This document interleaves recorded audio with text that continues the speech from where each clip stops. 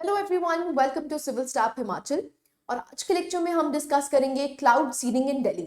Now as you know, जो दिल्ली का AQI level है वो 300 प्लस हो चुका है, जिसकी वजह से यहाँ पर क्लाउड सीडिंग की गई है एंड पोल्यूशन को घटाने की कोशिश की गई है। सो इसके बारे में जितनी भी डिटेल्स है और जो आपके प्रीलिम्स और मेंस के लिए रेलेवेंट है, that we will be discussing in detail. So let's start the session without wasting any time. So अगर हम देखते हैं क्लाउड सीडिंग की, तो ये न्यूज में क्यों है। सो रिसेंटली आप देख सकते हैं जो दिल्ली गवर्नमेंट है, it has partnered with IIT Kanpur.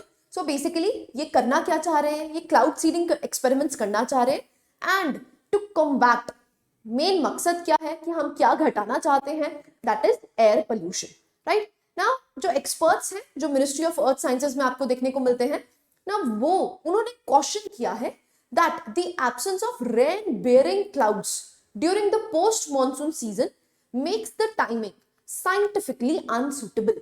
क्योंकि ऑब्वियस ही बात है, अब मॉनसून खत्म हो चुका है, जिसकी वजह से आपको देखने को मिल रहा है कि अब क्लाउड्स ही नहीं है, तो स्टेबल कंडीशंस आपको देखने को मिल रही है, तो क्लाउड सीडिंग करने में आपको दिक्कत आएगी।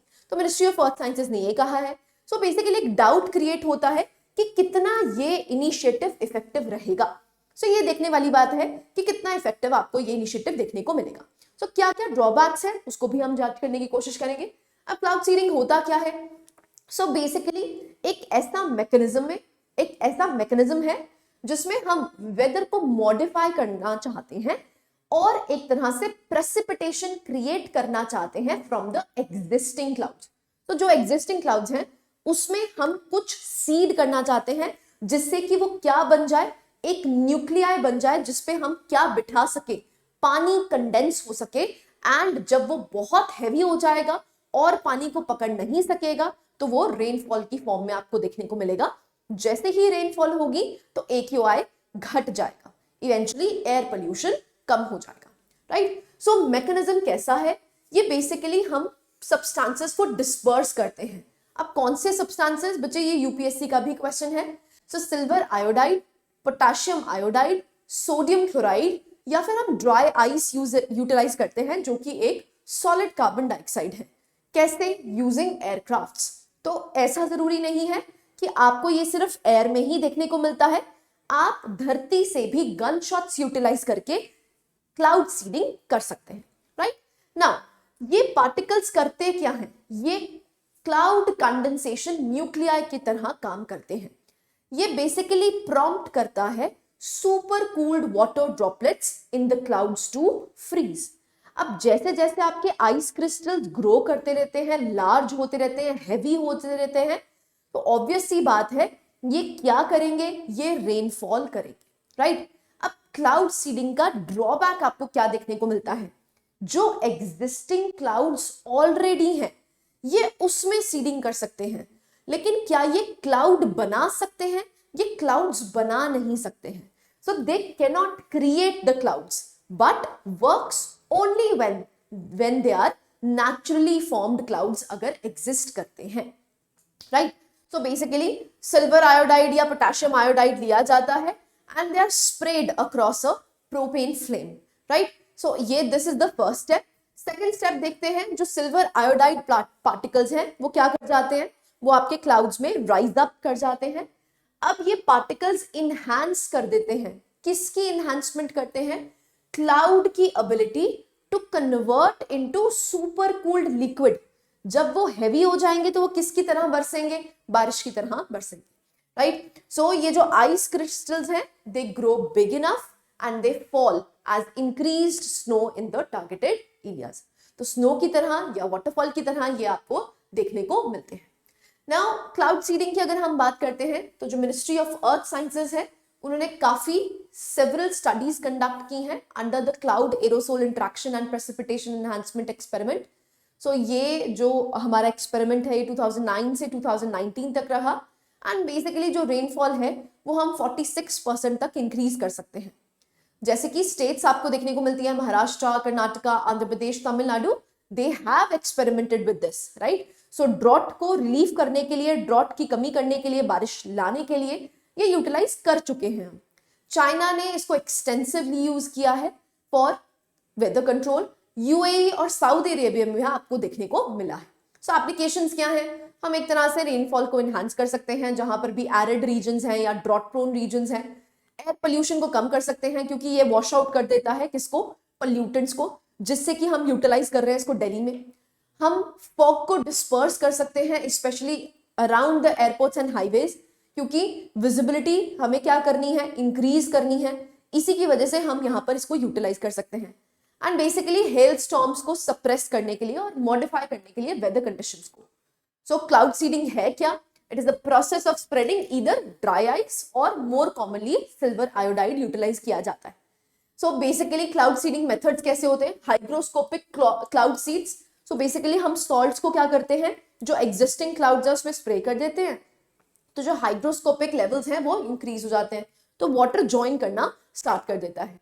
सो उनके पास और न्यूक्लियाइज एग्जिस्ट करते हैं, जिसकी वजह से वो क्या होना स्टार्ट कर देते हैं, कोएलेस होना स्टार्ट हो जाते हैं।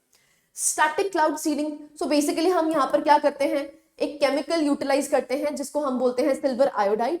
सो silver iodide essentially makes rain clouds more effective.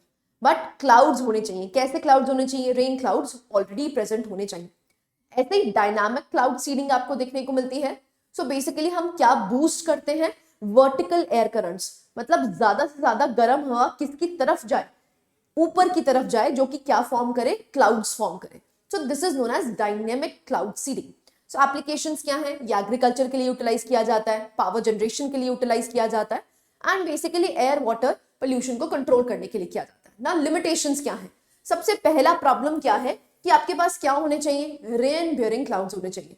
अब पोस्ट मॉनसून सीजन है, हमारे यहाँ पर स्टेबल कंडीशंस आपको देखने को मिलती हैं, as such rain bearing clouds हैं ही नहीं। तो इसीलिए ये कहा गया है कि अगर हम कर भी देते हैं तो क्या पता ये इफेक्टिव ना हो। क्यों इफेक्टिव ना हो? क्योंकि we do not have rain bearing clouds.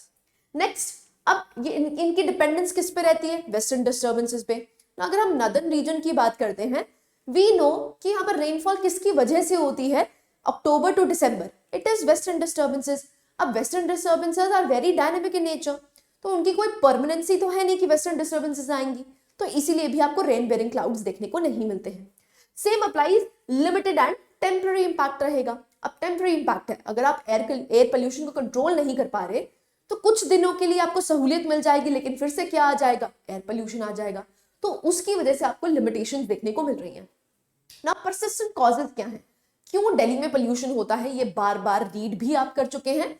So vehicular emissions हैं, क्रॉप रेजिड्यू बर्निंग करी जाती है पंजाब एंड हरियाणा वाले रीजन्स में, जिसकी वजह से PM 2.5 इंक्रीज कर जाता है। इंडस्ट्रियल और कंस्ट्रक्शन पोल्यूशन आपको देखने को मिलता है। एंड प्रॉब्लम क्या है कि ज्योग्राफिकल फैक्टर्स हैं, जैसे विंटर में जो विंड सिस्टम है वो वीक हो जाता है, लो टेम्परेचर्स आपको देखने को मिलते हैं, एंड टेम्परेचर इन्वर्जन की वजह से जो एयर पोल्यूशन है वो ट्रैप हो जाता है, तो इसकी वजह से भी आपको ज्यादा प्रॉब्लम देखने को मिलती है। तो क्या सस्टेनेबल सॉल्यूशंस हो सकते हैं? ऑब्वियस सी बात है, हमें एमिशंस कम करनी पड़ेगी, तभी आपका एयर पोल्यूशन कम हो पाएगा।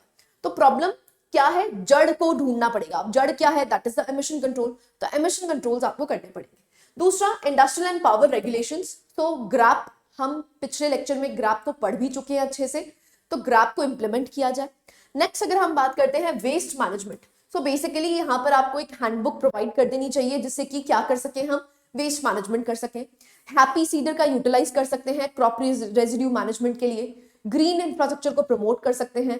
पब्लिक पार्टिसिपेशन की बहुत ज्यादा नेसेसिटी है, तभी यहाँ पर एयर पोल्यूशन कम हो पाएगा, राइट ना। आपके लिए एक MCQ है, जो आपने answer please do right in the comment box, उसी से आपको पता चलेगा कि आपकी प्रिपरेशन किस लेवल की चल रही है और क्या आपको ये क्वेश्चन समझ भी आया है, ये टॉपिक समझ भी आया है, तो उसके लिए MCQ इंपॉर्टेंट हो जाता है ना। MCQ है, आपको स्टेटमेंट्स दे रखी है क्लाउड सीडिंग के बारे में।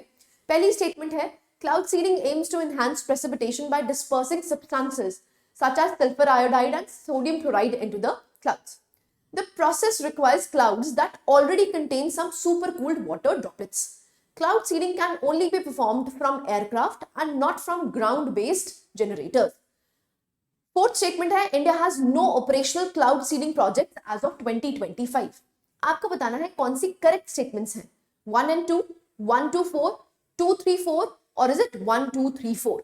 नाउ आपको 4 स्टेटमेंट्स दे रखी हैं, इन 4 स्टेटमेंट्स में से आपको बताना है कौन सी करेक्ट स्टेटमेंट है। नाउ एसेंशियल हो जाता है, क्लाउड सीडिंग पे UPSC भी क्वेश्चन पूछ चुका है, high chances that HAS can also ask, right? So जितने भी इंपॉर्टेंट फैक्टर्स हैं जो करंट अफेयर से रिलेटेड है वो आपको स्टेटमेंट बेस में दे दिया गया है. तो please do read the statement and do right your answers in the comment box, right? So this was the topic about. I hope you like the lecture. Thank you very much.